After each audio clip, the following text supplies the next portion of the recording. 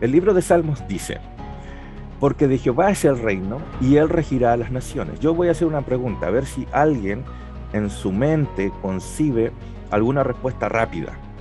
Eh, ¿Qué es el reino?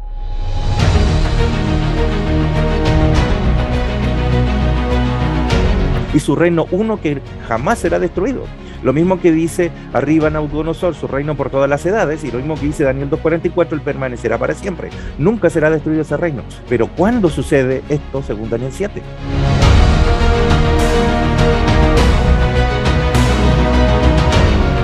La profecía dice, según la interpretación que Daniel está explicando, dice de que la roca sale de un gran monte.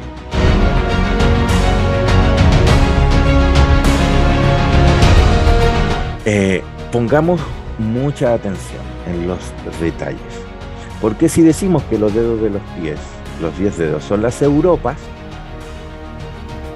también hay dedos 10 en las manos.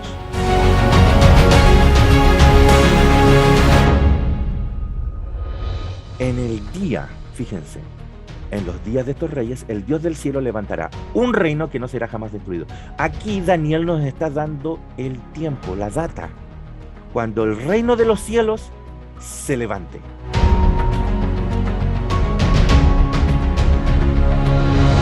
Esta es la toma de Jerusalén por los romanos el año 63 antes de Jesús. Antes que Cristo viniera, 60 años antes. Esta es la toma de Jerusalén que la hizo Pompeyo. Pompeyo se tomó Jerusalén.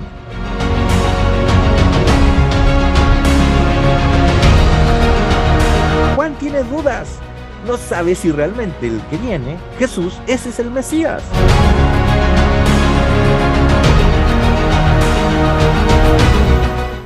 Los misterios del reino. ¿Qué tenemos que entender entonces?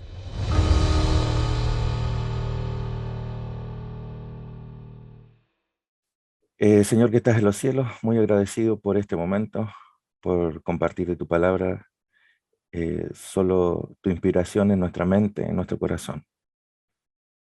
En el nombre de Jesús, amén. El reino de los cielos, la topografía de los hechos. Ese es el tema del día de hoy. Yo quiero que los que puedan, son los que puedan, pongan su cámara para poder ir viéndolo, porque me gusta mucho la interacción con las personas. Y si usted tiene alguna pregunta, puede activar su micrófono y hacer la pregunta. Si algo no se entendió o algo pasó en el camino, también lo puede hacer. Pero después que haga la pregunta, ponga su micrófono en silencio para que no interfiera el ambiente en la presentación. ¿Les parece? ¿Ya? También lo siguiente. El tema de esta mañana es un estudio, es largo. Y cuando digo largo, todo depende de la óptica, ¿no? Que es para mí largo.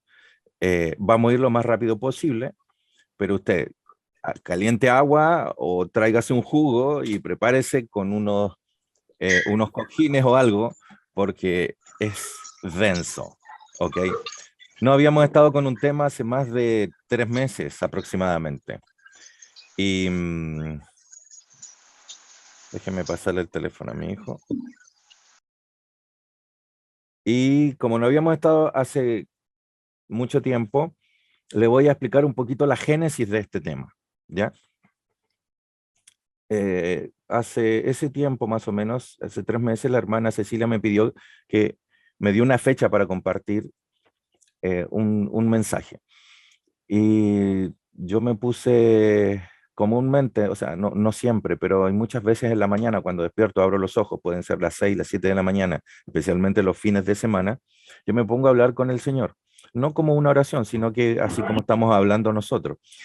Y hablando con Él, yo le dije, Señor, ¿qué tema vamos a hacer? Yo no sé, no tenía nada en mi cabeza. A veces cuando me dicen algo y las cosas llegan, pero no había nada.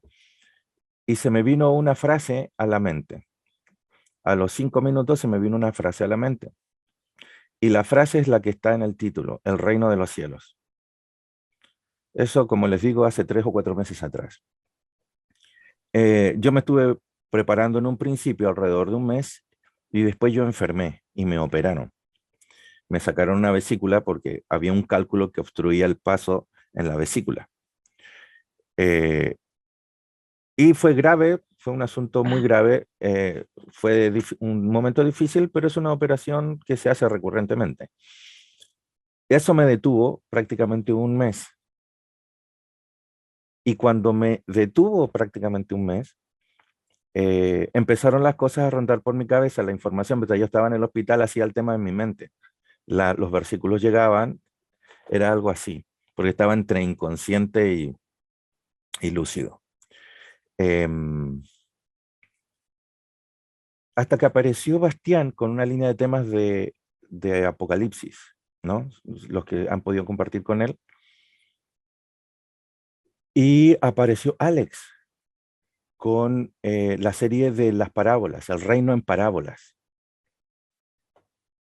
Y ahora último aparece Oscar con las parábolas. Entonces yo decía, hablaba con el Señor y decía, ahora entiendo por qué me pusiste esa frase en la mente. Yo sin hablar con ninguno de los tres al respecto. Entonces yo comprendí que el Señor me estaba preparando para algo y me hizo demorar el asunto porque tenía que escuchar cosas. Es así como partió este tema en mi mente, que puede ser más de un tema, más de lo que estamos haciendo hoy. ¿Ok? Ahora, habían ideas que yo tenía en mi mente que compartí con alguien y le preguntaba si él veía esas mismas cosas que yo. Y no me contestaban. Y después aparecen los temas de Bastián, de la serie, y eran las mismas cosas, algunas que yo tenía en mi cabeza. Entonces yo decía, no puede ser casualidad, porque nosotros sin comunicación entre nosotros estamos hablando de las mismas cosas. Yo decía, el Señor de alguna forma está preparando el camino para todo lo que se viene. Eso es más o menos la génesis de este mensaje. Y en el camino también falleció mi abuelo, mi abuelito del alma, el papá de mi padre, y eso fue hace unas 3 semanas, que era la fecha que tocaba el tema también, el fin de semana que tocaba el tema, y lo tuvimos que posponer hasta el día de hoy. O sea, el Señor va haciendo sus tiempos, eso es lo que intento expresar. Así que todo está concentrado en mucha información.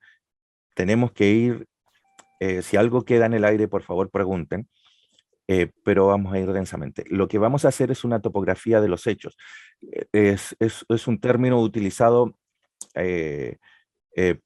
bueno, de ahí vamos a profundizar en ese punto, en por qué le puse topografía, ¿ya? Porque era más fácil ponerle cronología. Pero yo creo que hay algo en perspectiva acá. De ahí el concepto de topografía. ¿Ya? Así que vamos. Voy a ver si se ve. Ojalá se vea y lo escuchen. Este es un tráiler de una película que da vida al póster de este mensaje.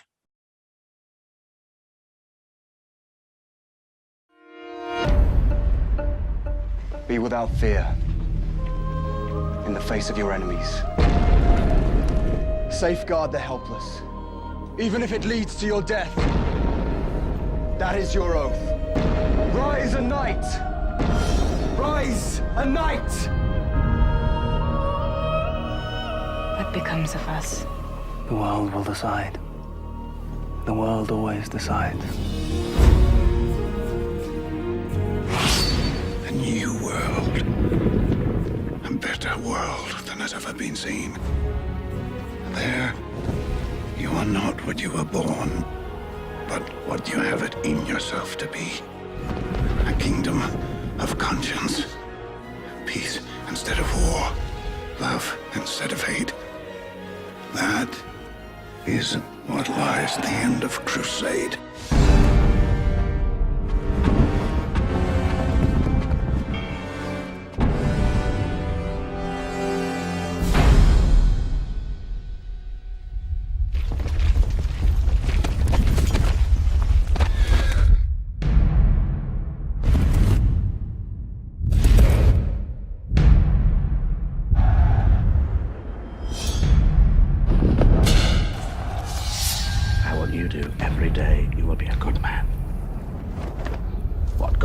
desires is here and here. Give me a war. That is what I do. Defend Jerusalem. That is your oath. The king has no need of a perfect knight. I offer you the world. You are a princess, and I am no lord. You have my love and my answer.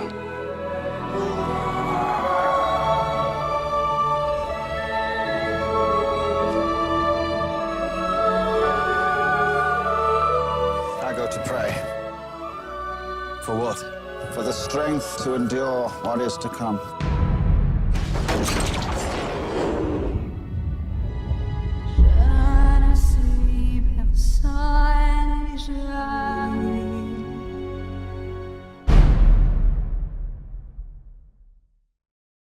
Hago la pregunta. ¿Alguno de ustedes vio esta película?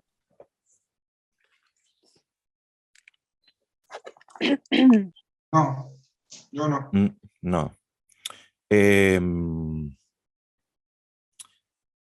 Bueno, yo les recomiendo que la vean, aunque contiene violencia, pero es una época en la historia de la defensa y la toma de Jerusalén por los árabes y la defensa de Jerusalén por un grupo que estaba en Jerusalén, que habitaba en Jerusalén y ya se había tomado Jerusalén tiempo atrás. Este es el tiempo de las cruzadas, cerca del año 1100-1200. ¿Ok? Esta información la vamos a dejar ahí, la vamos a retomar más avanzado el tema. Yo les recomiendo que ustedes, como complemento a este mensaje, vean al menos 3 temas, ¿ya? Uno es El trigo y la cizaña de Oscar. Búsquenlo en YouTube y véanlo. Este es un tema que él hizo hace un año.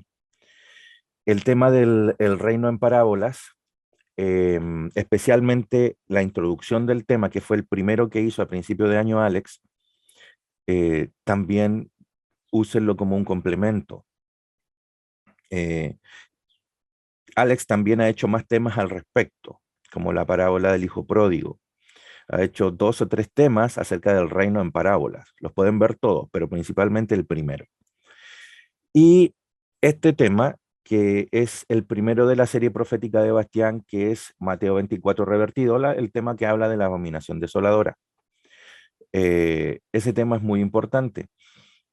Y hay otro tema más que, si no me equivoco, es el tema de Bastián cuando el sol se detuvo en la batalla de Josué. Ese tema también préstenle atención. Es uno de los últimos temas que él ha subido. En general, yo estoy en línea, por ejemplo, con el tema de Bastián, con lo que Bastián presenta, solo que aquí vamos a tomar una óptica o una ampliación del mensaje que puede ir también por otros caminos. No tomen lo que yo les voy a decir como la verdad en absoluto. Es muy probable que incluso no tenga la razón en las cosas que les voy a expresar.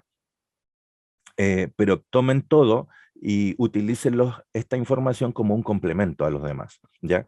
No estoy en desacuerdo con nada de lo que está presentado en estos mensajes, solamente tomo algunas cosas y las planteo de otra forma, ¿ok?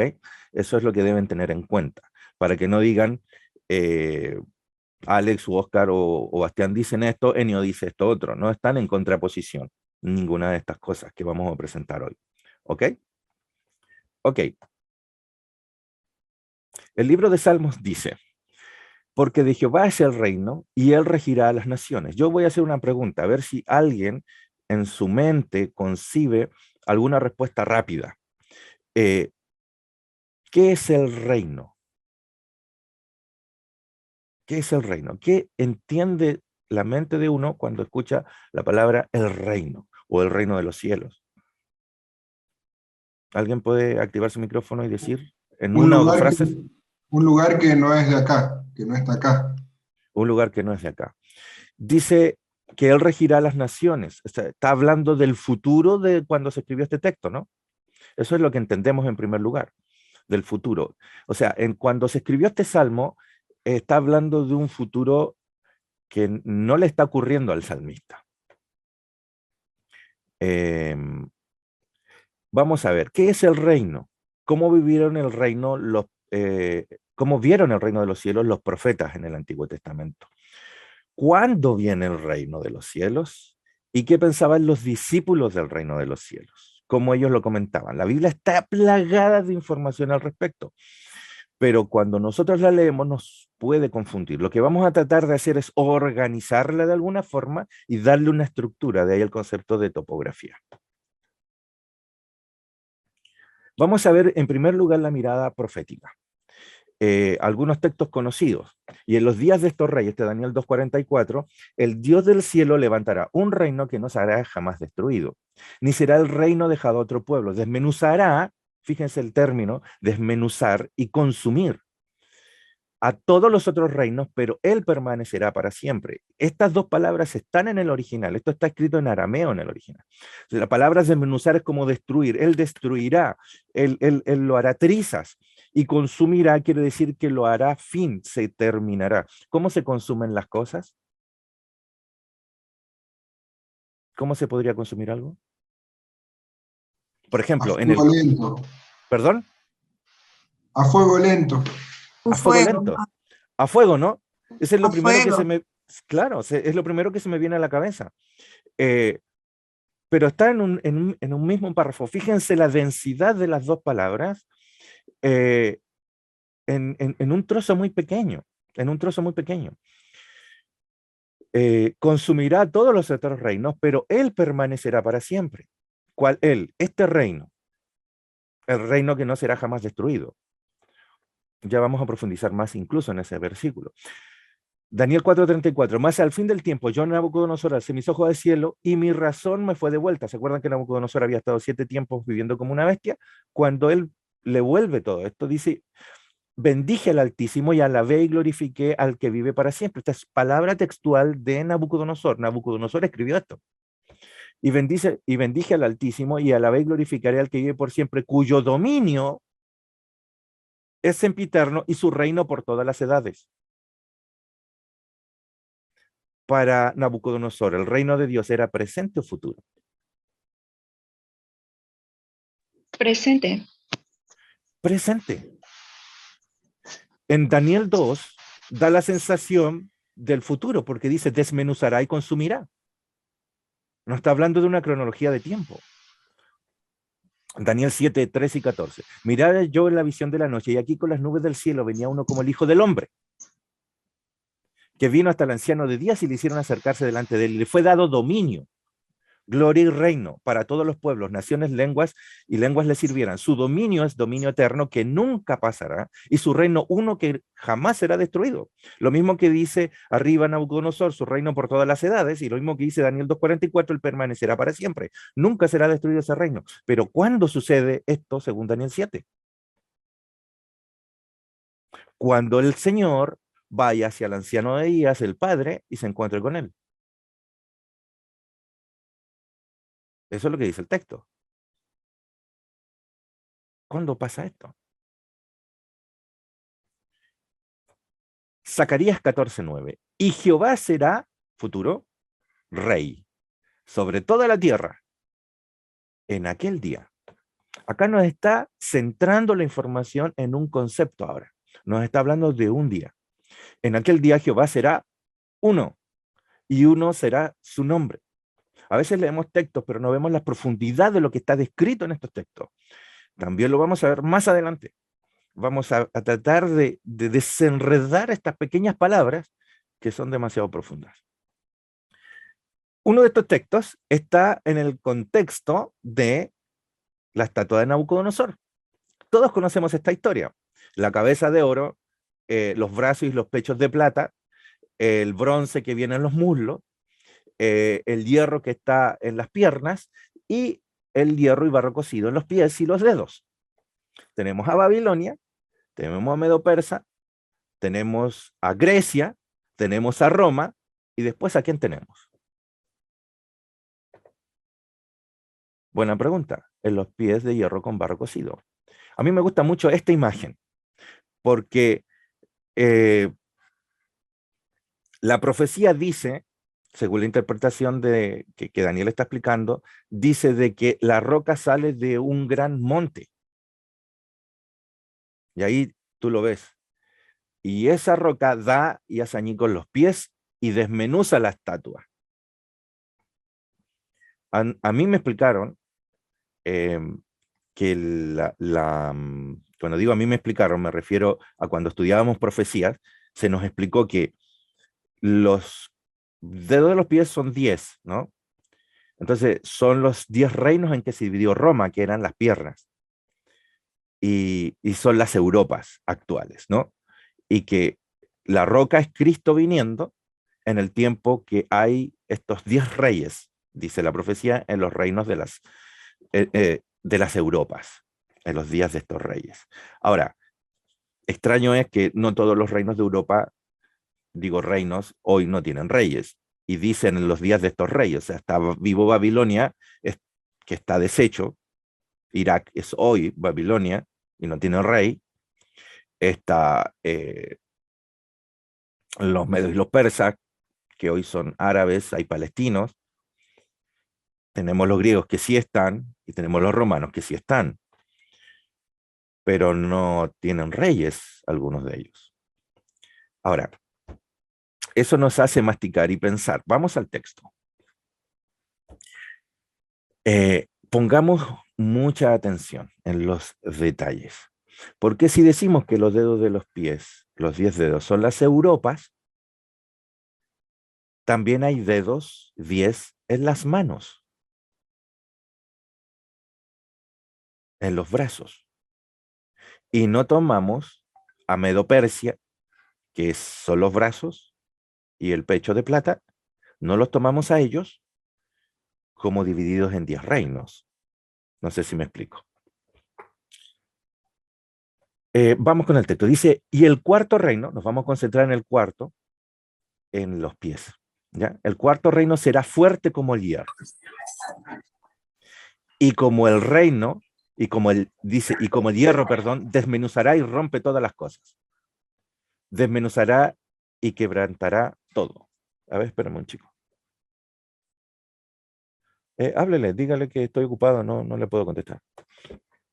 ¿Ya? La pregunta.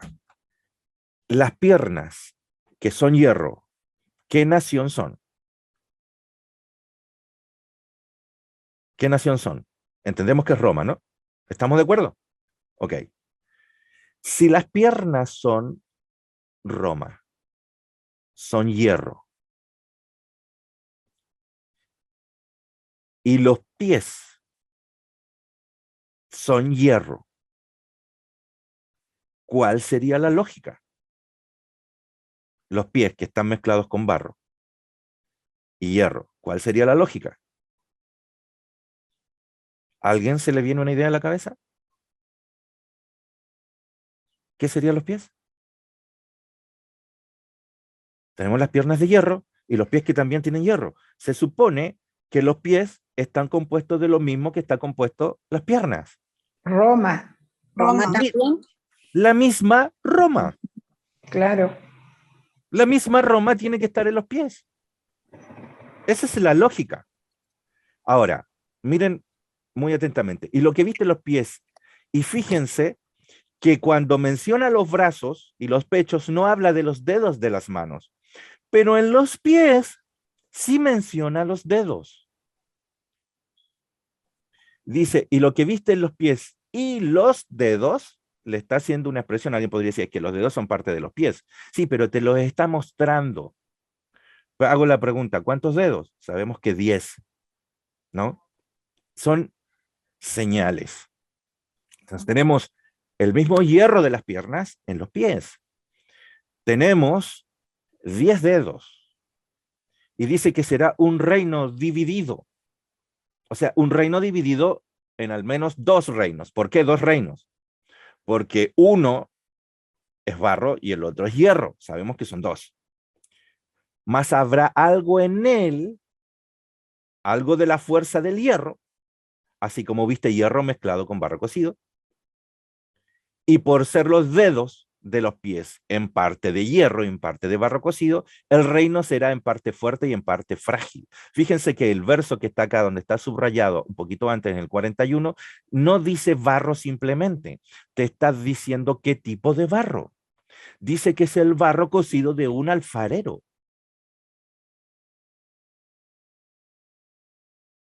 A todo esto,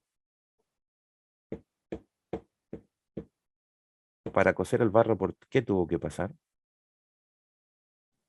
Fuego. Uf, fuego de nuevo. Ya, vamos ordenando los hechos. Todo lo que estamos hablando, en cada punto en que nos estamos desarrollando, tiene un contexto y una explicación particular, pero hay una explicación global que la veremos al final. Un broche que une todos los elementos. Tenemos barro cocido de alfarero, tenemos un reino dividido, tenemos uno fuerte y uno débil. Y por ser los dedos de los pies en parte de hierro y en parte de barro cocido, el reino será en parte fuerte y en parte frágil. Así como viste el hierro mezclado con barro, se mezclarán por medio de ¿qué? ¿Cuál es la unión que los tiene juntos? Dice que son alianzas humanas. Va a haber una unión. Roma, que es el hierro, se va a unir a este reino frágil, que es el barro de alfarero, pero por medio de estas alianzas humanas. Pero no se unirán el uno con el otro. Es como juntos, pero no revueltos, dice el dicho, ¿no? Estarán juntos ahí, unidos, pero como que no se soportan, como que no se mezclan, en realidad. Y en los días de estos reyes, el Dios del cielo, fíjense, en el día de estos reyes. ¿De cuáles reyes? De los dos reinos divididos, de toda la estatua, de todos esos reyes. En el día, fíjense, en los días de estos reyes, el Dios del cielo levantará un reino que no será jamás destruido. Aquí Daniel nos está dando el tiempo, la data, cuando el reino de los cielos se levante. Ni será reino dejado a otro pueblo, desmenuzará y consumirá, las dos palabras, a todos los otros reinos, pero él permanecerá para siempre. De la misma manera que viste que del monte fue cortada la piedra, no con mano. O sea, nadie humano cortó esa piedra y la lanzó, la cual desmenuzó. Y fíjense acá, el hierro, el bronce, el barro, la plata y el oro. ¿Alguien puede ver algo en el orden en que están los elementos descritos aquí?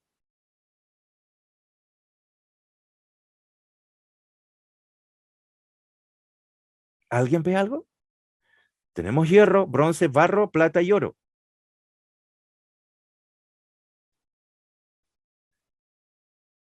¿En qué orden está la estatua? Primero, ¿qué sale? Oro. Oro, oro. Y oro, ¿no? Oro, plata, bronce, hierro y barro. ¿Y en qué orden salen escritos como se desmenuzan? Al contrario, empieza por los pies. Al revés. ¿Se dan cuenta? Salvo el barro que está en el medio. Es como que el barro es el centro.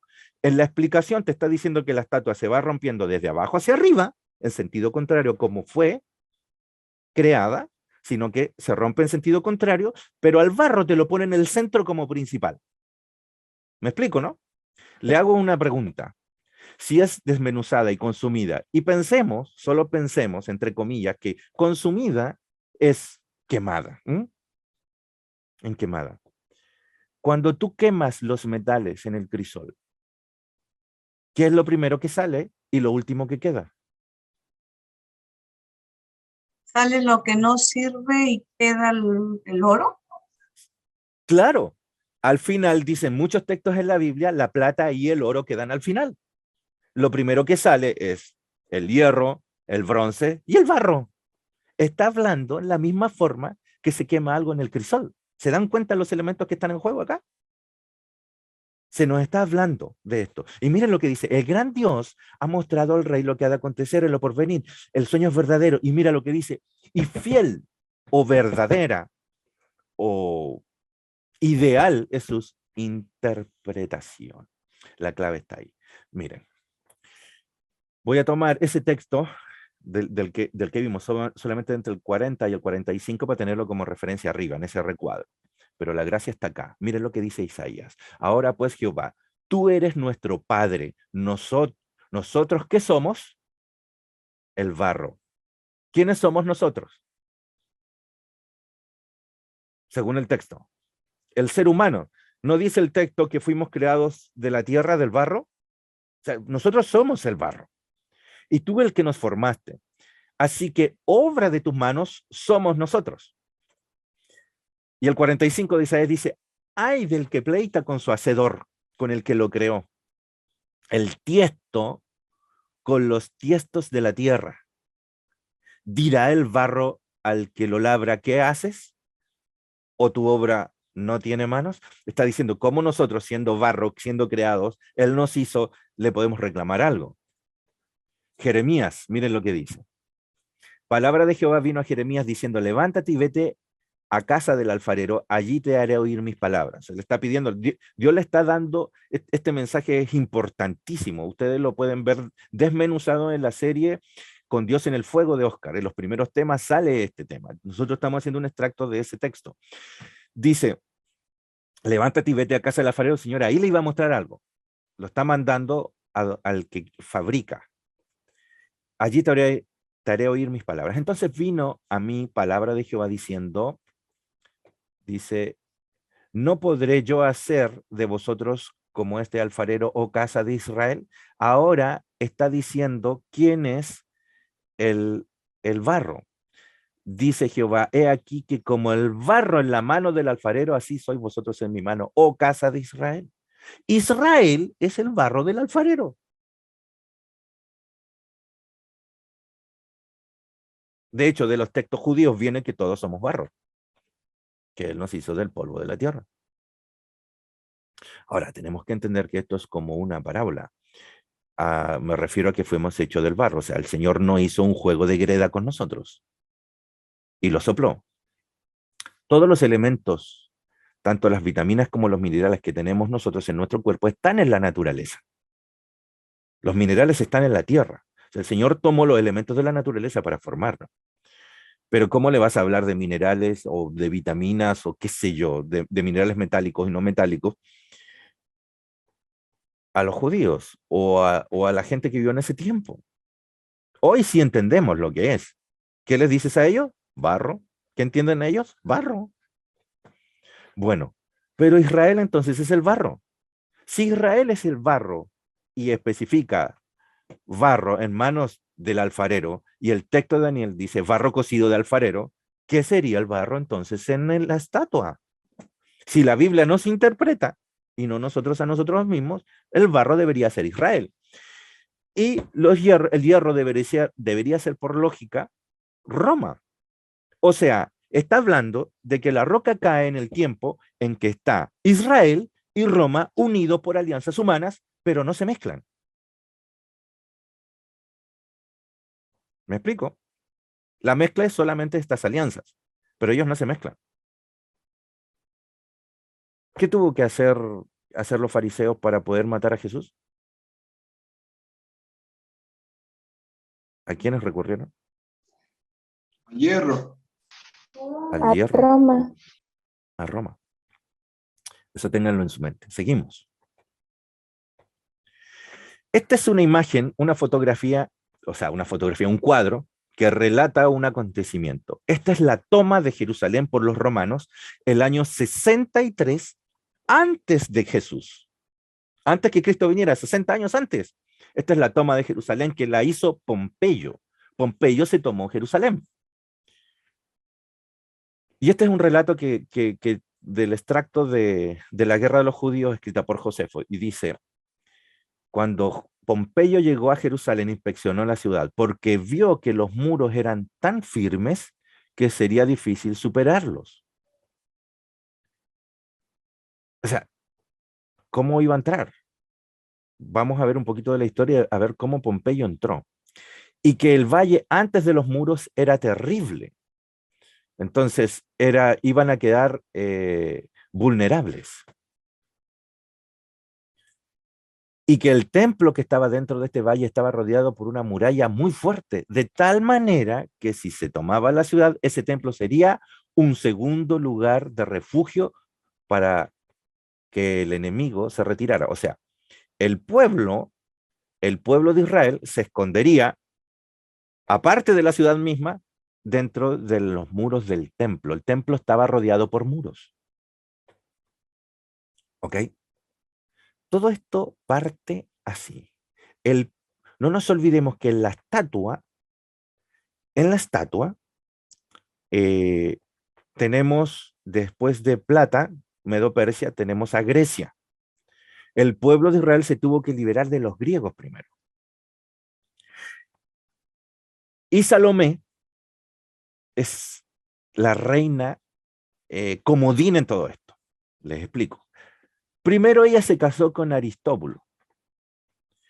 Aristóbulo fue rey por un año, del 104 al 103 antes de Cristo, pero Aristóbulo muere y Salomé se casa con una segunda persona, que pasó a ser el rey Alejandro de Janeo, que él vivió justamente, él reinó, perdón, del año 103 al año 76, el año de su muerte.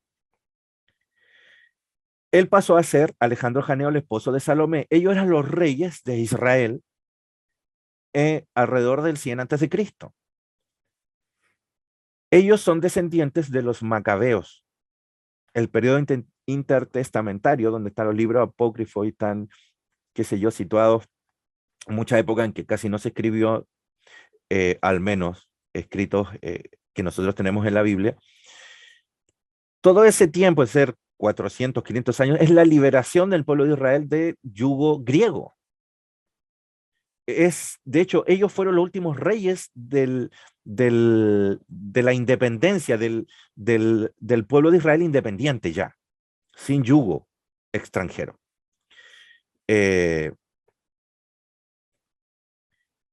Cuando muere Alejandro, Salomé es puesta en el trono como reina, y ella fue la última de los reyes antes que apareciera el yugo romano. Ellos no pusieron a sus hijos porque los veían como incompetentes. Ellos eran los macabeos y los asmoneos, que eran los mismos. Los amoneos y los macabeos eran los mismos. Pero a Salomé la apoyaban los fariseos, que era la secta que había dentro del pueblo judío, que se encargaban de todo lo que tenía que ver con la ley judía. Podríamos decir hoy en día los fiscales, ¿no? Los fiscales de una ciudad. Ellos eran los fariseos. Entonces eran los profesores que enseñaban la ley, que dictaban la ley, interpretaban la ley, ejercían la ley y eran como los maestros. Ellos apoyaban a Salomé. Pero ellos sí tuvieron hijos, Alejandro y Salomé. Vamos a ver los hijos de ellos. Uno era Hircano II y el otro era Aristóbulo. ¿Por qué no los pusieron? Bueno, Salomé puso a Hircano II como el sumo sacerdote. Y Aristóbulo, que era medio revoltoso, no lo puso en ningún cargo. El problema sucede, que es normal en el tema de los reyes, que el año 67 muere Salomé. Y Aristóbulo quiere tomar el trono, porque Hircano II, que era el sumo sacerdote, que cuando muere su madre toma el poder, inmediatamente es arrebatado por su hermano. Y se arma una guerra de hermanos. Y en esta guerra, él era el sumo sacerdote, a él lo apoyaban los fariseos, pero Aristóbulo los saduceos. ¿Quién eran los saduceos? Los saduceos era un linaje especial que había dentro de Israel, que venían de la línea de Sadoc, del sacerdote Sadoc, que significa el perfecto. Entonces ellos se creían perfectos. Eran los, no sé cómo decir, los puritanos, los perfectos dentro del pueblo, los nobles. Entonces había una disputa entre saduceos y fariseos, unos porque eran los que dictaban la ley y el otro porque se creían perfectos en sí mismos. Entonces, Aristóbulo era apoyado por los saduceos e Hircano por los fariseos. Entonces, Hircano es derrotado e Hircano huye con los nabateos. Estos eran los ismaelitas que vivían muy cerca. Y el rey que apoyaba a los nabateos era el rey Aretas III. Ellos trataron de recobrar el trono y toman a Hircano, el rey Aretas III, y van en contra de Aristóbulo, que ya estaba en el trono de Israel. Pero no pudieron derrotarlo, porque al parecer Aristóbulo recibía ayuda de Roma, Pompeyo. Roma ya había tomado posesión del lugar y Pompeyo supuestamente estaba apoyando a Aristóbulo. Entonces Hircano tuvo que hacer un trabajo político con Pompeyo para que Pompeyo lo apoyara a él. Le dijo, bueno, tú quieres Jerusalén. A mí me apoyan los fariseos, dice Hircano. Y dentro de la ciudad de Jerusalén está lleno de fariseos. O sea, tú, Pompeyo, te cuesta entrar porque los muros son grandes. Yo te puedo abrir la ciudad desde dentro, porque adentro hay fariseos. Y se piensa que eso fue lo que sucedió, que las puertas se abrieron desde dentro, por los que apoyaban a Hircano II. Y es por lo tanto que el año 63, con Hircano y Pompeyo, conquistan Jerusalén. Y esa es la historia que vimos recién. Entonces se arma una alianza entre Hircano y Pompeyo. Podríamos decir que ese es el hierro y el barro cocido. Pompeyo estableció a Hircano II como el sumo sacerdote. ¿Quién puso al sumo sacerdote? El cónsul romano. De hecho, si ustedes ven la historia desde ese tiempo hasta los tiempos de Cristo, todos los sumos sacerdotes eran elegidos por el Senado romano. Todos.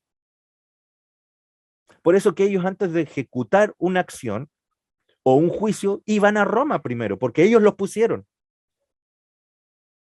Pero no puso a Hircano II como el rey, lo puso como sumo sacerdote. Y Judea pasó a ser como una zona protegida por Roma, un protectorado de Roma. El poder político de Hircano II fue meramente nominal porque ponen a otro rey. Se llamaba Antípatro de Idumea. Y aquí es donde la historia más conocida para nosotros se nos empieza a desenredar. Él fue el verdadero jefe de gobierno por órdenes de los romanos. El país fue dividido en 5 territorios administrativos. Y aquí los tienen. Aquí tienen a Galilea. Jesús se crió aquí en Nazaret. Pero Jesús nació en Belén. ¿Se dan cuenta el tránsito que tuvo que hacer? Los padres después se crían acá, crían a Jesús aquí en Nazaret. Fíjense que el camino a Jerusalén, ¿qué tiene al medio? Samaria, ¿no? ¿Lo ven aquí? Jesús, cuando iba camino a Jerusalén, pasó por Samaria y se encuentra con la mujer en el pozo. Ahí mirando el mapa, ustedes se pueden hacer una idea de las cosas que empiezan a ocurrir en los tiempos de Cristo. Tienen a Perea, tienen a los nabateos. ¿Se acuerdan que se había escondido Hircano II con los nabateos? Esto es acá, aquí estaban los ismaelitas, aquí está Decápolis, el Golán, todo esto es esta parte asiria, Damasco, todo eso es la parte asiria. Entonces se dividió el reino en 5 partes. Entonces tenemos a Hircano II como sumo sacerdote y se arma una pelea entre 2 cónsules, Julio César y Pompeyo. Julio César toma el control, Pompeyo queda a un lado y Julio César es el que pone al nuevo rey de Israel, que era Antípatro I de Idumea. O sea, Idumea son los edomitas, eran los hijos de Edom, los hijos de Esaú. O sea, un edomita gobernando Israel. Y Julio César, el emperador, él toma a Antípatro como el rey. Antípatro fue el padre de Herodes el Grande. ¿Se acuerdan cuando Jesús nació que Herodes mandó a matar a los niños? Él es el hijo, Herodes el Grande, el hijo de Antípatro. Herodes el Grande es el nieto de la reina que vimos recién, de Salomé. Podríamos decir, genealógicamente. No directo de sangre, sino que en reyes, ¿no? En reyes. Salomé, Antípatro, Herodes el Grande. Ahora, Herodes el Grande, en el año 3 fue cuando mandó a matar a los niños, ¿no? En 3 antes de Cristo. ¿No? Sabemos que el nacimiento de Cristo está corrido 3 años en el calendario. ¿Entienden eso, no? Eso tenemos que manejarlo. Por eso que las fechas no dice año 0. O sea, este rey estuvo cuando Jesús nació y mandó a matar a los niños. Hasta ese tiempo estuvo. Esto es el 3 antes de Cristo. Y este rey tuvo 3 hijos. Todos Herodes. Herodes Arquelao, Antipas y Filipo. Y toda esta tierra que vimos al lado derecho es repartida entre ellos. Arquelao toma Judea, Samaria e Idumea. Samaria, Judea, Idumea. Acá abajo. Todo esto lo toma Arquelao. Y Antipas toma Galilea, que está acá, y Perea. A Jesús lo llevan a este Herodes, a Antipas, en el juicio. Y él es el que se casa con Herodías, que era la esposa de su hermano, Filipo. ¿Se acuerdan que Juan el Bautista empezó a gritar que él era un adúltero, que él era un pecador porque había tomado la esposa de su hermano? Bueno, es este Herodes el que estaba casado con Herodías y él tenía a la hija Salomé. Entonces, por otro lado, Herodes Antipas toma a la mujer, se arma un conflicto familiar. Esto es lo que está sucediendo. Pero era como que estos reyes no tenían el poder, estaban subyugados a Roma por medio de estas alianzas. Este es el contexto cuando Jesús viene. Y este es el contexto cuando Jesús es asesinado.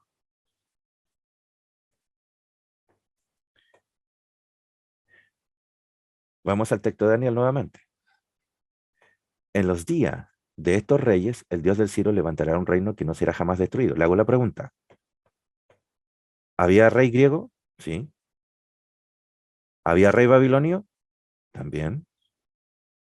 ¿Habría César en Roma? También. De hecho, los César vinieron después. Había emperador. ¿Había rey en Israel? Sí. Estaban todos esos reyes. Y dice que en ese tiempo se levanta el reino. ¿Qué dijo Jesús acerca del reino? ¿Habrá dicho algo? Mateo 4:17. Desde entonces comenzó Jesús a predicar y a decir, arrepentíos o metanoia, la palabra en griego, o cambian su manera de pensar. No es arrepiéntanse de sus pecados y golpéense en el pecho. El término es otro, implica otra cosa. Para nosotros arrepentimiento es como eso, como que tu conciencia te mastique. Pero para el griego, esta palabra es otra cosa. Es cambia tu forma de pensar. Es como decir esa frase, piensa de manera distinta. El Señor está diciendo, cambien lo que están pensando porque el reino se ha acercado. Le hago la pregunta, ¿qué se acercó? El reino. ¿Cuándo? Cuando el Señor lo está hablando. Mira lo que dice Marcos 1:14. Después que Juan fue encarcelado, Jesús vino a Galilea predicando el evangelio del reino, diciendo, el tiempo se ha cumplido. ¿Cuál tiempo? ¿De qué está hablando Juan el Bautista? Perdón, Jesús mismo, en el momento que Juan el Bautista es encarcelado. ¿De qué tiempo? Del de ahora, del que él está viviendo. Y el reino de los cielos se ha acercado. ¿Cuándo? ¿Qué esperaban?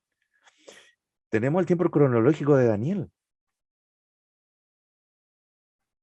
Y nuevamente, cambian de mente, metanoia, arrepentidos, y creed en el evangelio. La palabra evangelio es buena nueva, este mensaje bueno y nuevo. ¿Cuál es el mensaje? Que el reino se ha cumplido. Ahora.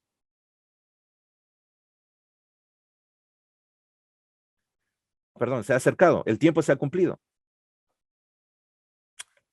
Vayamos internalizando todos estos elementos. En lo que dice Mateo.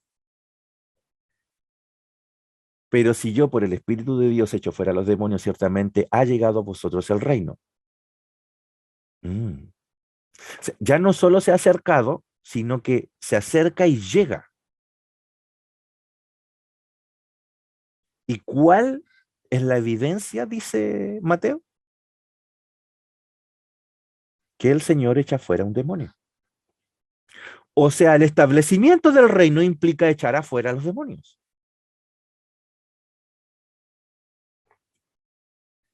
Y ahí está la palabra pensar diferente o arrepentirse, metanoia. O reconsiderar. ¿Qué dicen los discípulos? Todas las frases que vimos recién son frases de Jesús.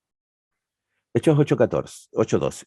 Pero cuando creyeron a Felipe, que anunciaba el reino, el evangelio del reino de Dios, o sea, nuevamente la misma frase, que Felipe estaba dando una buena nueva. La buena nueva era anunciar que el reino ya estaba. Y dice más, y el nombre de Jesucristo se bautizaban hombres y mujeres. ¿Qué era lo que predicaba Felipe? La predicación era el evangelio. Era un mensaje nuevo, diferente a lo que ellos habían pensado. Que el reino de Dios se había establecido con Jesús. ¿Y por qué había que cambiar la manera de pensar? Porque ellos no entendían, no tenían claro cuándo se establecía el reino, ni que era con Jesús.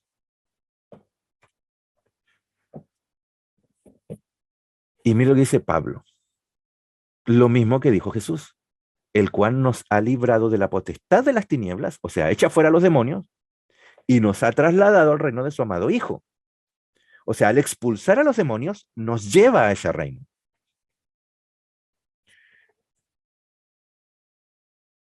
Le hago la pregunta, en Colosenses 1:13, para el apóstol Pablo, ¿el reino es presente o es futuro? ¿Estaba Pablo viviendo en el reino? Presente. Presente. Aristarco, mi compañero de prisiones, os saluda, y Marcos, el sobrino de Bernabé.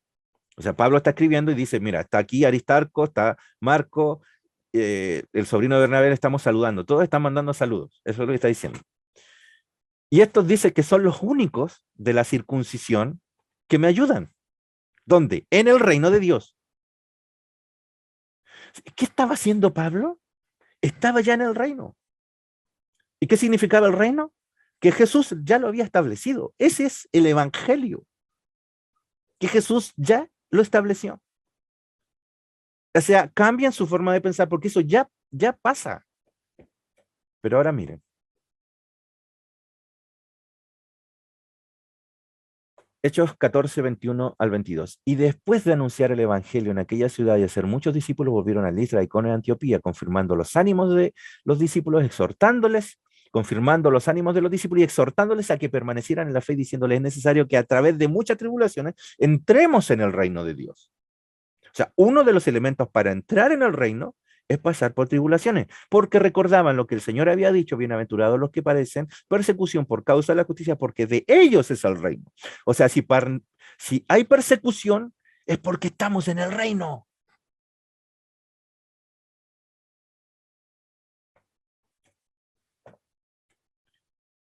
Hechos 28. Y habiéndolo señalado un día, vinieron a él muchos a la posada. Este texto es importantísimo. A los cuales les declaraba y les testificaba el reino de Dios, desde la mañana hasta la tarde. ¿Y de qué los persuadía? Acerca de Jesús. ¿Cómo? ¿Les predicaba del reino o de Jesús? Es lo mismo. Le está hablando de Jesús, que en Jesús se cumple el reino, se establece, tanto por la ley de Moisés como de los profetas. O sea, los profetas, todo lo habían anunciado. Eso que habían anunciado se cumple a través de Jesús. Ya se establece el reino, está diciendo. Esa es la predicación en ese aposento. Dice, algunos asentían a lo que se decía, pero otros, ellos tenían una ideología del reino que ellos tenían en su mente, que lo tenían internalizado, que para poder creer en Jesús tenían que arrepentirse o cambiar de pensamiento al respecto. Por eso que a muchos no les entraba en su cabeza el reino. Y como no estuviesen de acuerdo entre sí, al retirarse les dijo Pablo esta palabra. O sea, como ellos había discusión, dicen, no, el reino llegó. No, ¿cómo va a haber llegado el reino si no vimos nada? ¿Cómo va a ser a través de Jesús? Esas discusiones, Pablo, cuando se retira, dice, cita a Isaías, es lo que está aquí en el verso 26. Ve a este pueblo y diles, de oído oiréis y no entenderéis, y viendo veréis y no percibiréis, porque el corazón de este pueblo se ha engrosado, y con los oídos oyeron pesadamente, y sus ojos han cerrado, para que no vean con los ojos, y oigan con los oídos y entiendan de corazón y se conviertan y yo los sane. O sea, han cerrado las vías, no los puedo sanar porque no se dejan. Eso está diciendo Isaías. Todo eso está diciendo Pablo que se cumple ahí en el aposento donde les habla. Sabed pues que a los gentiles es enviada esta salvación de Dios y ellos oirán, ellos sí van a entender, pero ustedes no, ustedes tienen cerrados los ojos.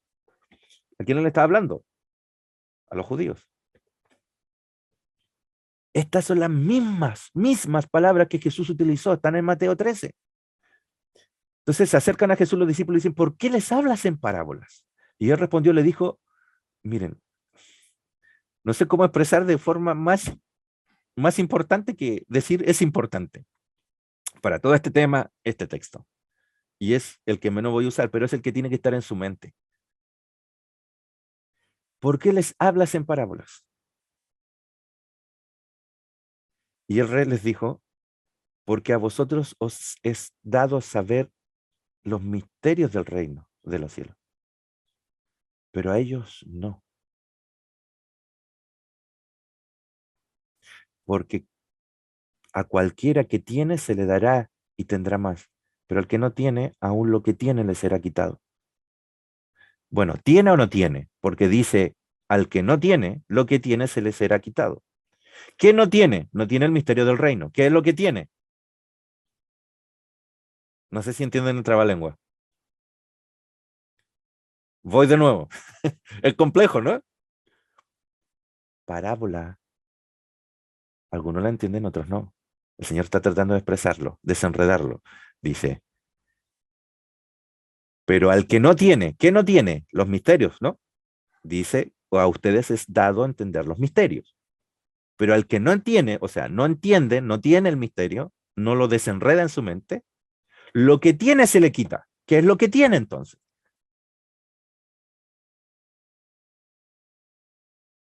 Si no tiene los misterios, no tiene el evangelio del reino, ¿qué es lo que tiene? ¿Tiene un reino que no es el reino de Dios? Sí, tiene una idea del reino diferente. No se ha arrepentido, no ha cambiado de manera de pensar. Tiene una idea del reino de Dios distinta. Le hago la pregunta. ¿Cómo imaginaban el reino hasta ese momento los judíos?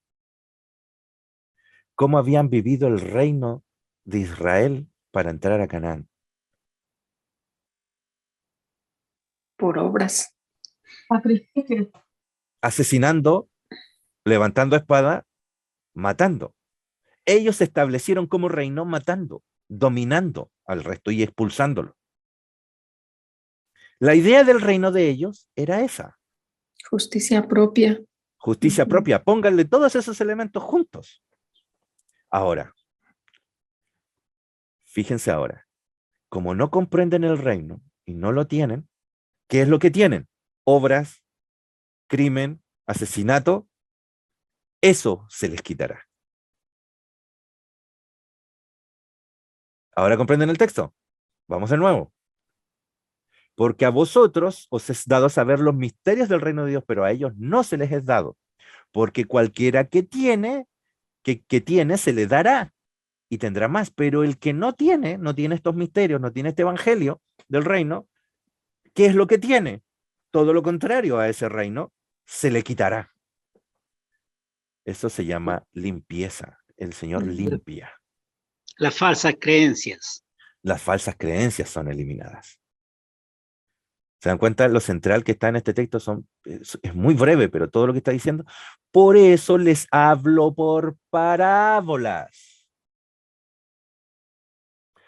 Porque viendo no ven, oyendo no oyen, tampoco entienden.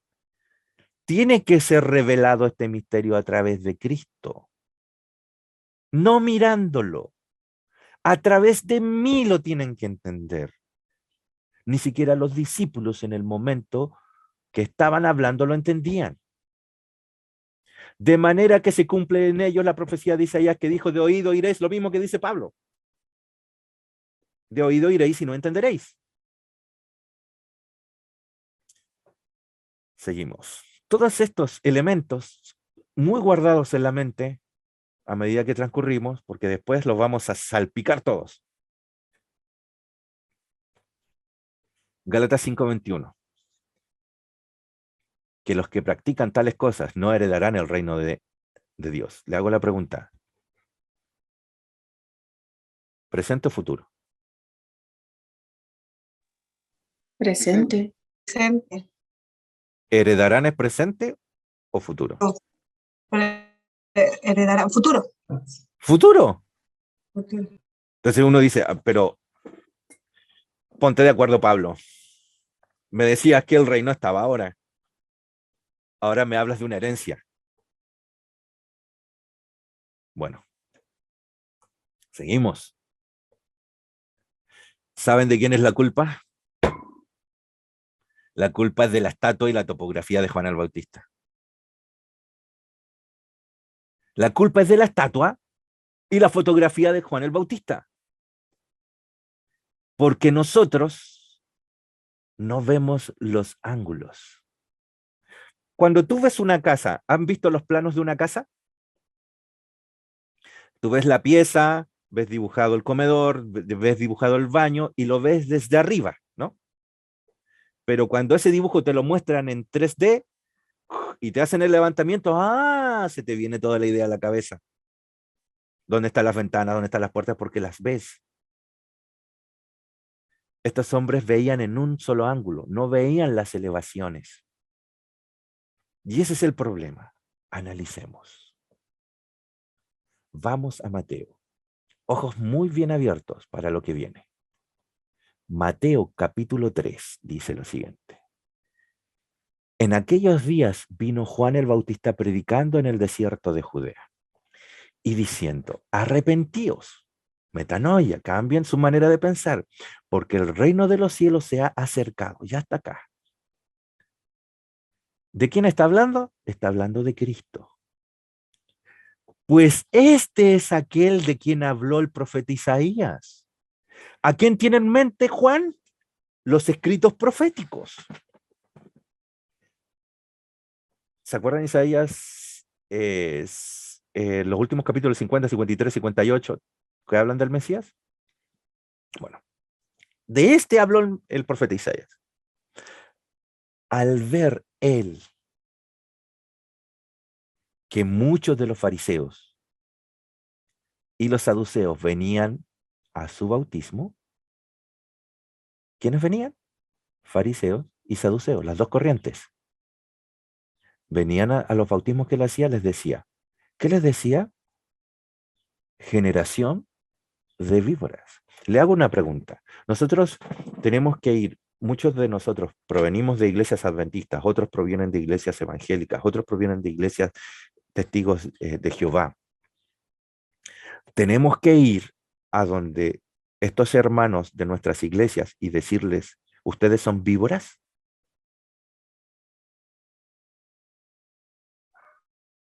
No. No, ¿no es cierto? Le hago la pregunta, ¿por qué Juan les dice generación de víboras? ¿Qué tenía en su mente Juan acerca del reino? Buena pregunta. ¿Quién os enseñó a huir de la ira venidera? Haced pues frutos dignos de arrepentimiento.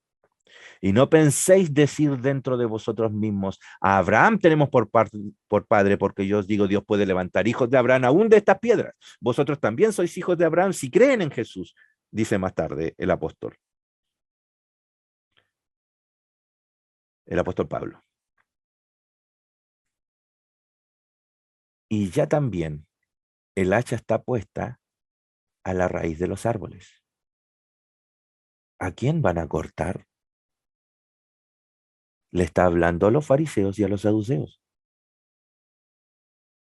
Y ya también el hacha está puesta en la raíz de los árboles. Por tanto, todo árbol que no lleva buen fruto es cortado y echado al fuego. ¿Qué le está diciendo a la generación de víboras?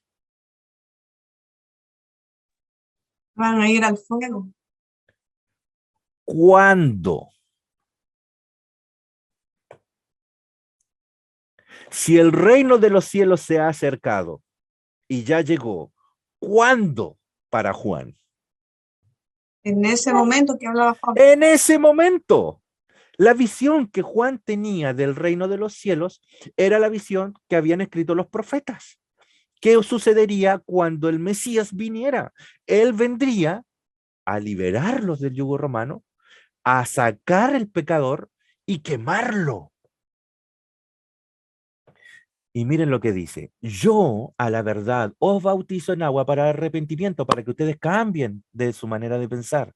Pero el que viene tras de mí, cuyo calzado no soy digno de llevar, es más poderoso que yo. Él os bautizará en Espíritu Santo y fuego.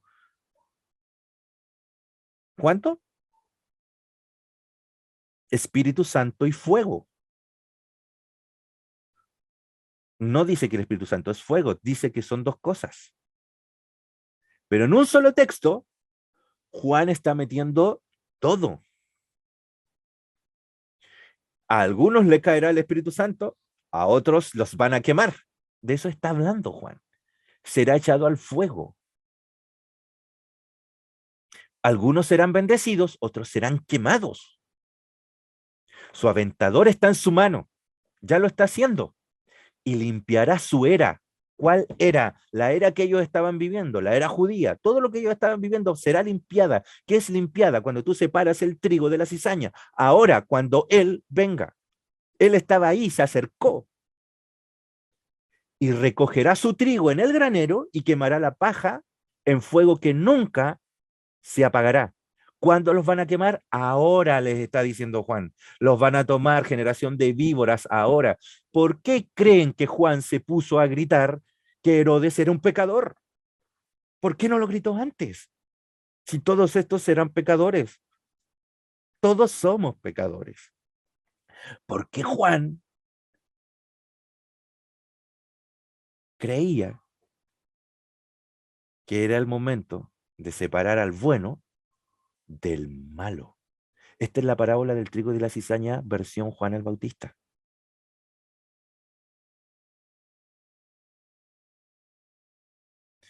¿Qué pasa? Que Juan empieza a gritar. Lo toman preso, lo llevan cautivo. Herodes lo tiene preso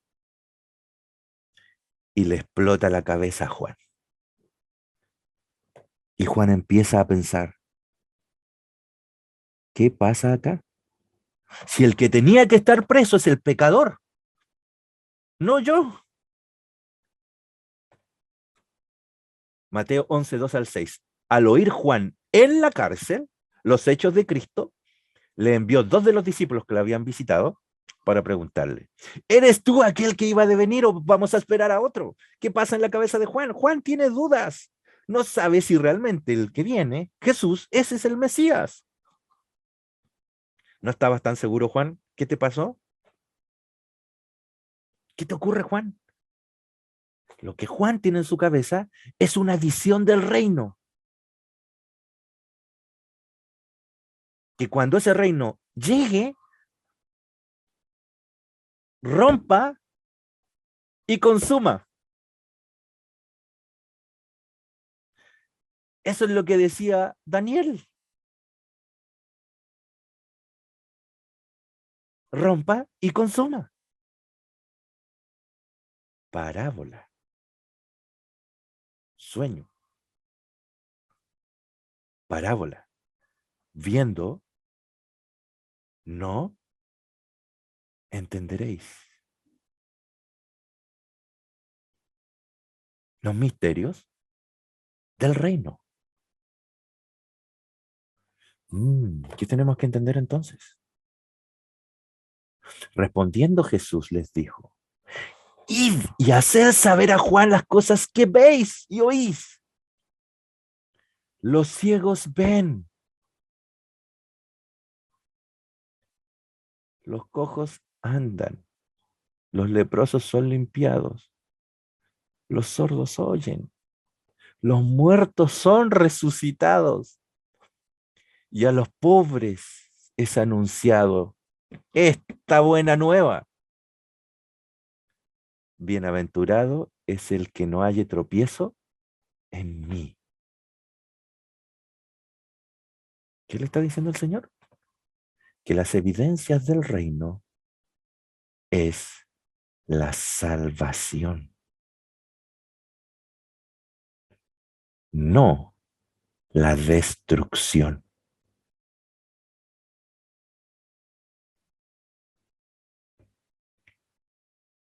Y las evidencias de esa salvación, y las evidencias de esa salvación es que Él está sanando, está limpiando. ¿Se dan cuenta el conflicto de Juan? El tema está en la topografía. Miren, si ustedes ven, estas son las Torres del Paine en el sur de Chile, pero esto lo pueden ver a través de cualquier montaña que ustedes vean en el horizonte, y hay una cadena de montañas. Nosotros vemos las montañas en colores más claros, colores más oscuros, y nosotros entendemos que hay una distancia entre las montañas que están primero y las montañas que vienen después. Pero desde nuestra perspectiva, pareciera que todo fuera una masa rocosa.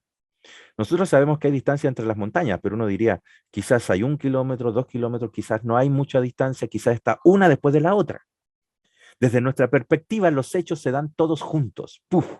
Una sola montaña pareciera que contuviera todos esos riscos.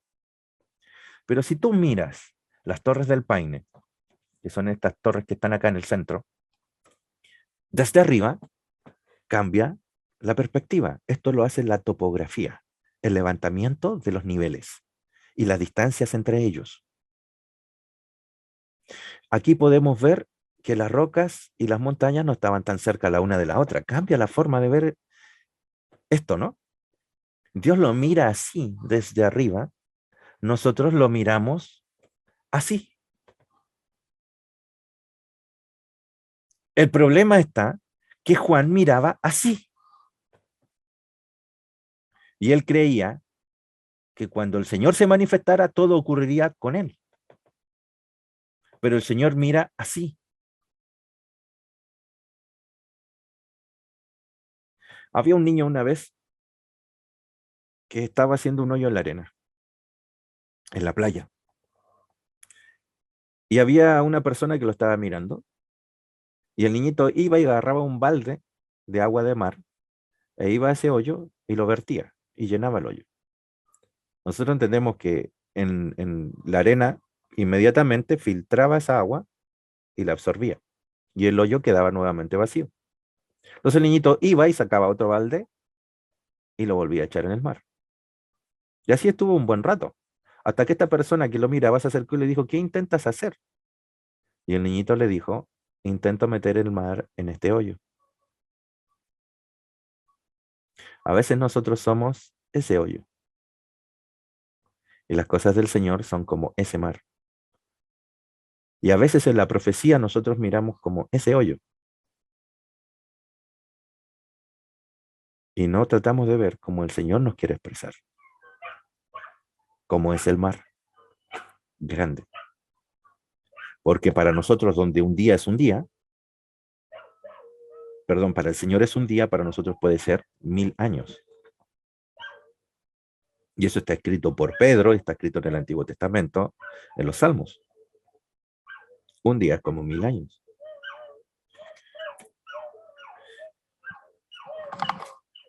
Vamos cimentando, nos tomamos un respiro, respiramos profundamente, vamos uniendo los elementos. El misterio de la cronología de los hechos, la topografía de los hechos, y lo que la estatua, porque nosotros vemos una estatua que viene, la roca sobre la estatua en los pies, la rompe, y se cae la estatua en ese momento, y es como que todo pasa en ese momento. Pero resulta que cuando la roca rompe en los pies, dice que se forma un gran monte que llega hasta todos los rincones de la tierra y cubre todos los rincones de la tierra. Eso dice la profecía de Daniel. Y en eso hay un tiempo, hay un lapsus.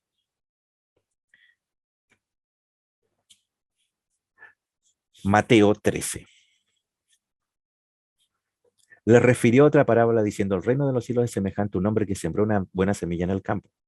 Entonces el Señor toma lo mismo que estaba predicando Juan el Bautista y él cuenta la historia, pero él la desenreda.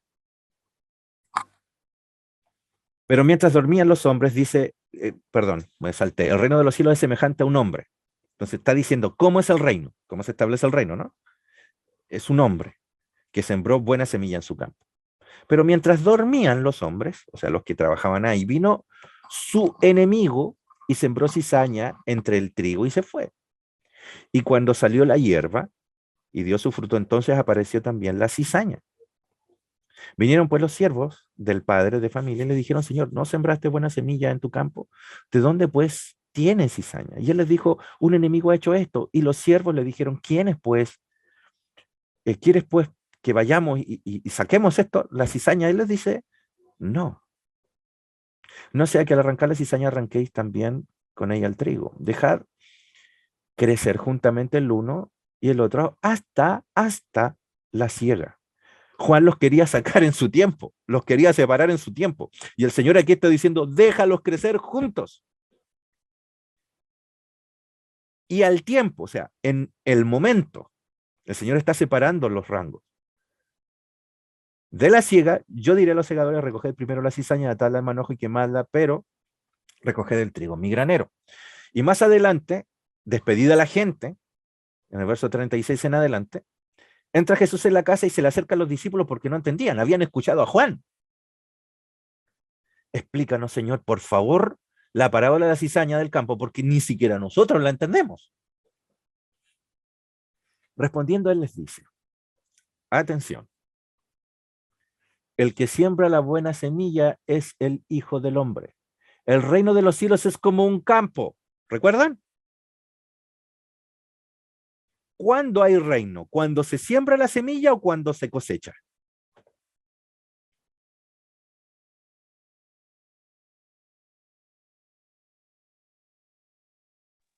Cuando se cosecha.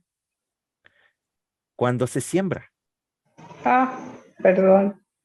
Porque es la historia que nos Sí. está contando. Nos metió en el reino. Claro.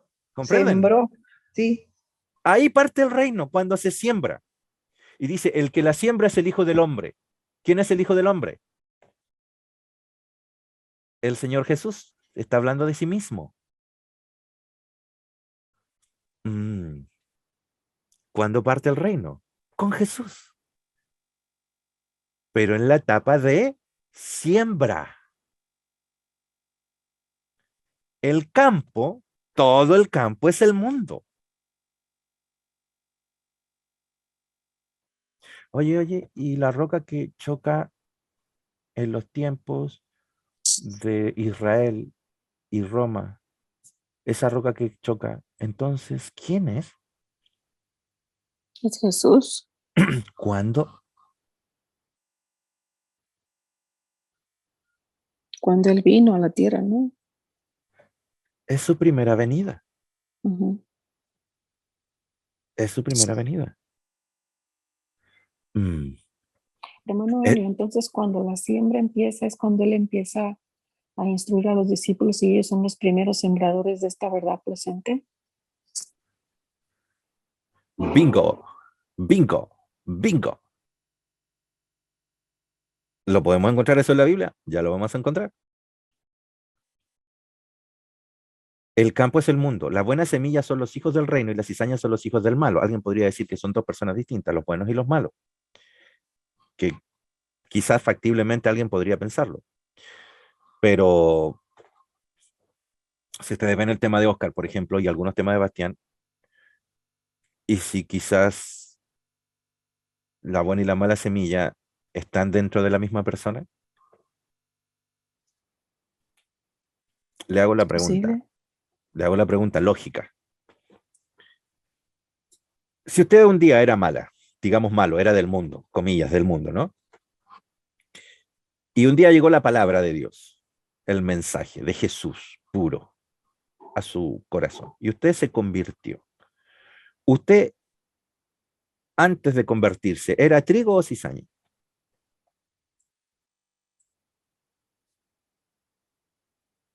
Es que ahí está la pregunta donde nos podemos confundir, ¿verdad? Pero es que la cizaña no puede ser trigo. Trigo no se puede convertir en cizaña. Exacto. Si nosotros vemos a toda la gente que no está convertida, o pongamos algo, los asesinos del régimen árabe, si hay asesinos en el régimen árabe, o en cualquier otro régimen, o en cualquier país que hay crimen, ¿ellos son cizaña o son trigo? Ahora, si uno de ellos, porque hay historias de criminales que se convierten al Señor, Pablo es uno de ellos, el apóstol Pablo. Pablo era cizaña que se transformó en trigo porque, según la historia, el trigo es trigo, crecen juntos hasta la siega. Un trigo no se transforma en cizaña. Eso es claro. Jesús le está hablando en los términos que ellos conocen. Pero, pastor, escúcheme una cosa, pero cuando se siembra, usted ahí al sembrar se echa la semilla, ¿no? ¿Sí? Esperamos el crecimiento, que es el que usted está dando. Yo antes estaba en el mundo, pero fui creciendo cizaña y conocí en ese crecimiento a Jesús. Ya no soy más cizaña, me transformo para la siega, para la siembra en otra cosa. Ahí o no entendí, o si me puede explicar. Ya. Porque se sembró cizaña y salió en una cosecha buena. Juan, ¿alguien tiene algo que decir?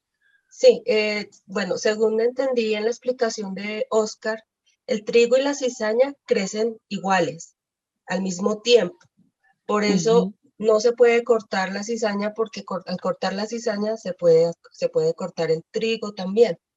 Entonces crecen juntos y al final, en el mensaje de lo que él explicaba es que nosotros somos trigo y cizaña. O sea, Sí, no es que yo sea cizaña antes de convertirme, de haber aceptado a Jesús y después me convierte en trigo, sino que en mí ahí está el trigo y la cizaña. Y la cizaña, claro. Las dos a la vez. Sonia, ¿quería decir algo? Sí, por lo que estaba comentando, hermano, nosotros somos parte de ese terreno de siembra. Entonces, en ese terreno, por todo lo que llega a nosotros, se siembra buena semilla o mala semilla. Somos un terreno en el cual vamos dando fruto de acuerdo a la semilla que se ha sembrado en nosotros, o que de alguna manera nosotros mismos permitimos que se siembre. A veces conscientemente, a veces inconscientemente, a veces es buena semilla, a veces es mala semilla, y tienen que ir creciendo, y uno mismo al final, ¿verdad? Claro, esto es con ayuda de Dios, va desechando lo malo que ha estado sembrado en ti, y lo bueno que permanezca. Esa es mi opinión. Claro. Bueno, queda pendiente que vean el tema de Oscar para clarificar otros elementos. No quiero que nos concentremos en ese elemento propiamente tal. Simplemente lo analizamos en forma superficial y avanzamos. Ahora, le hago la pregunta. Si en la parábola se siembra, ¿quién siembra la semilla mala? Dice, el enemigo que la sembró es el diablo. Ahora, el diablo es el adversario.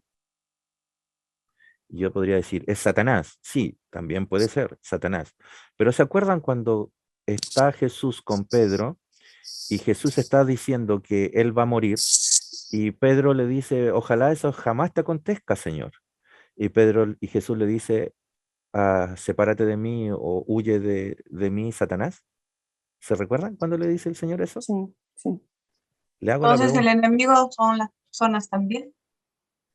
Claro. Entonces yo les pregunto a ustedes, Satanás había apoderado del corazón de Pedro, imposible, porque estaba Cristo presente, y donde está Cristo presente los demonios huyen. Le está hablando a la cizaña que tiene Pedro. Exacto.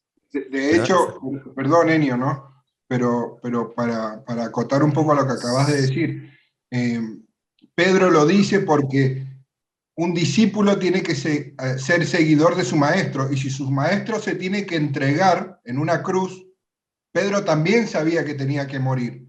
Entonces, lo que Pedro hace es dejar que su cizaña, que está con él, en ese momento lo domine. ¿Por qué? Porque él no quería que Cristo muriera, porque significaba que él también tenía que morir, tenía que entregarse, que realmente fue lo que terminó sucediendo. Entonces es su cizaña, en ese momento, la que deja que Pedro hable, que se exprese, que diga lo que dice. A eso se refería, entiendo yo, Jesús. Exacto. Ahora, miren ustedes a Pablo diciendo ya después de convertido, yo soy el peor de los pecadores, yo tengo esto, lo bueno que quiero hacer no puedo hacerlo. Entonces, todos tenemos eso. Ahora, lo importante acá, lo importante no es si todos tenemos cizaña o todos tenemos trigo. Lo más importante de esta es que el Señor se va a encargar de eso. Lo que nos compete a nosotros es que los dejes crecer juntos. Tú no los puedes arrancar. El que los separa son los segadores. Por eso dice, el enemigo que la sembró es el diablo, la siega es el fin del siglo. El fin del siglo, la palabra fin del siglo puede ser varias interpretaciones. Puede ser el fin de la era judía, puede ser el fin de los tiempos, tiene varias aplicaciones. ¿Puede ser el final del tiempo? Sí, yo creo que sí. En este contexto, el fin del siglo es ese contexto, porque dice, y los segadores son los ángeles, de manera que como se arranca la cizaña y se quema en el fuego, así ocurrirá en el fin de este siglo. La palabra G es 165. Enviará el Hijo del Hombre a sus ángeles y recogerá de su reino a los que sirven de tropiezo y a los que hacen iniquidad. Sí, ellos los van a separar. Ellos van a hacer la separación y ellos quemarán en el fuego.